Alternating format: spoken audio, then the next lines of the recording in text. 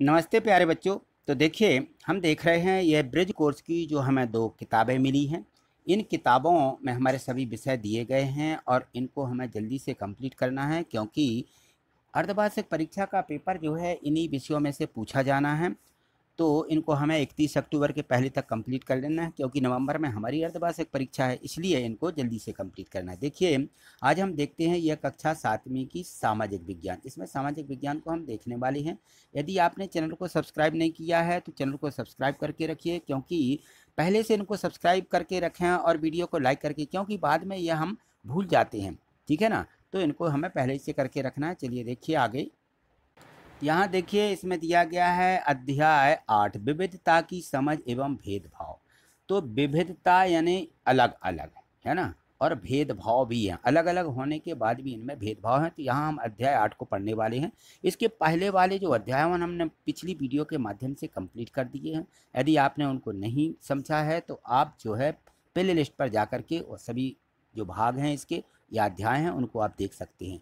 तो यहाँ तो देखेंगे हम विविधता की समझ और उनका जो है भेदभाव। तो देखिए, भारत जो है हमारा विविधताओं का देश है। यहाँ अलग अलग भाषाएं बोलते हैं, विभिन्न प्रकार का खाना खाते हैं, अलग अलग त्यौहार मनाए जाते हैं, अलग अलग यहाँ के धर्म हैं। लेकिन गहराई से यदि देखा जाए तो वास्तव में एक ही तरह की चीज़ें करते हैं सब, लेकिन हमारे इनके करने के जो तरीके हैं वो क्या हैं, अलग हैं, इसलिए वो अलग अलग इनको समझते हैं, है ना।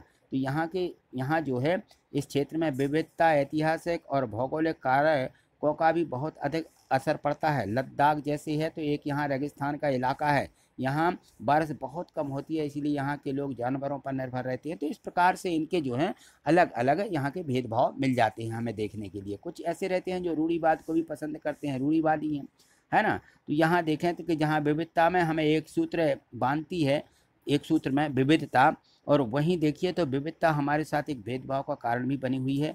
हर व्यक्ति एक दूसरे से भिन्न है, एक धर्म दूसरे धर्म से भिन्न है, भाषाएं हैं, खान पान सभी भिन्न हैं, लेकिन पूर्वाग्रह से ग्रसित होकर के ये अलग अलग व्यवहार करते हैं। इसमें भेदभाव हो सकता है। किसी व्यक्ति को धर्म, जाति, लिंग या क्षेत्रीयता के आधार पर किसी सुविधा से वंचित रखने का भेदभाव भी कहते हैं। तो इस प्रकार से यहाँ पे हमारे यहाँ कई भेदभाव कई तरीके के देखे जाते हैं। चलिए देखिए, यहाँ पे 1947 में जब देश हमारा आज़ाद हुआ था, तब उस समय के गणमान्य नेताओं ने एक नए देश का निर्माण शुरू किया है। जातिगत भेदभाव को संविधान में एक अपराध घोषित कर दिया और संविधान में इस तरह की बात का भी प्रावधान किया गया है कि दलितों का उत्थान किया जाए। संविधान में भारत को पंथ निरपेक्ष देशी बनाया गया। कोई व्यक्ति धर्म, जाति के आधार पर किसी व्यक्ति के साथ भेदभाव नहीं कर सकता। तो ये 1947 के बाद हुआ है। तो यहाँ देखिए, इसके बारे में कुछ प्रश्न दिए गए हैं, इनको देखिए। यहाँ पे दिया गया है कि रिक्त स्थानों की पूर्ति करें।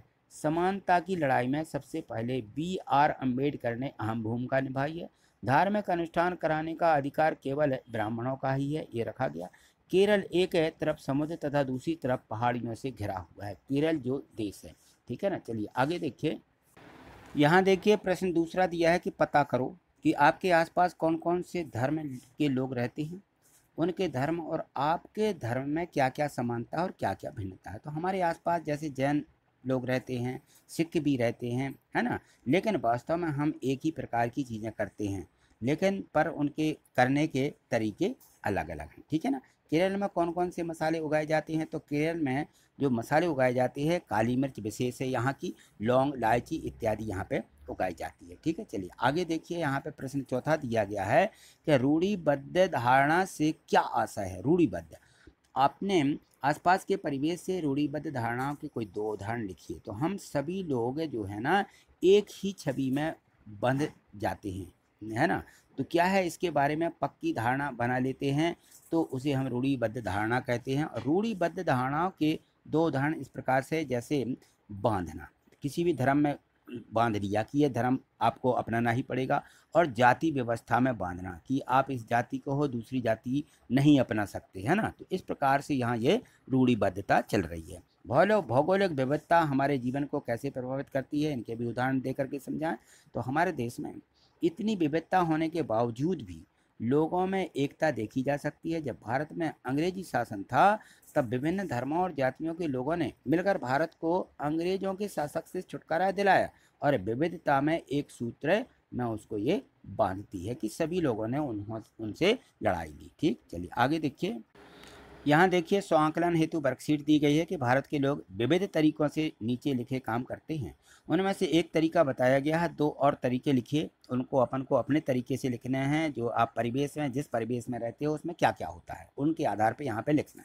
जैसे प्रार्थना या इबादत बोलते हैं, है ना, तो प्रार्थना में क्या क्या होता है, भक्ति भी होती है, गीत गाना इत्यादि होता है, और इसी में आ जाता है हाथ जोड़ना, देवताओं के साथ हाथ जोड़ते हैं, मंत्र उच्चारण करना, ये भी प्रार्थना में ही आता है। ठीक है, इसी प्रकार से यहाँ देखिए शादी करना तो 7 फेरे करना, अदालत के रजिस्टर में दस्तखत भी करना, और समाज में बंधना, ये भी इसी के अंतर्गत आते हैं। विभिन्न प्रकार के कपड़े औरतों का, जैसे सलवार कुर्ती पहनना, औरतों का धोती पहनना, और मणिपुर में औरतों का फैनेक पहनना, ये।